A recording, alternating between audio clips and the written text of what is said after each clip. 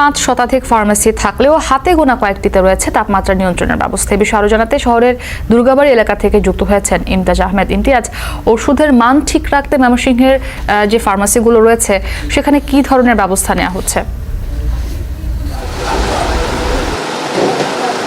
মুক্তি Mymensingh medical college ছাড়াও ময়মনসিংহে প্রায় 2 থেকে 250 ডায়াগনস্টিক সেন্টার প্রাইভেট হাসপাতাল রয়েছে। সেখানে ওষুধের দোকান নিবন্ধিত অনিবন্ধিত মিলিয়ে প্রায় 5 থেকে 600 ওষুধের দোকান কিন্তু রয়েছে, যেগুলোর অধিকাংশ, বিশেষ করে যেটা আপনি বলছিলেন যে 1 থেকে 2টি বেশি কিন্তু তাপমাত্রা নিয়ন্ত্রণের বা এসি বা তাপানুকূল ব্যবস্থা ওষুধ যে নিচ্ছেন এবং যারা রোগী রয়েছেন তারা কিন্তু ওষুধ কিনতে আসছেন। এবং এই যে আমি রয়েছে ময়মনসিংহের দুর্গাবাড়ি এলাকা, এখানে কিন্তু পাইকারি এবং খুচরা ওষুধ বিক্রি করা হয়।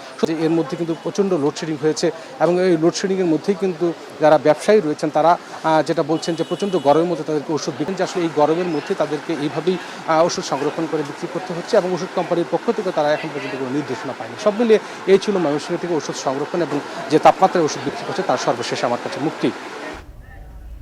ময়মনসিংহ থেকে যুক্ত ছিলেন ইমতিয়াজ আহমেদ। এবারে আমের খবর।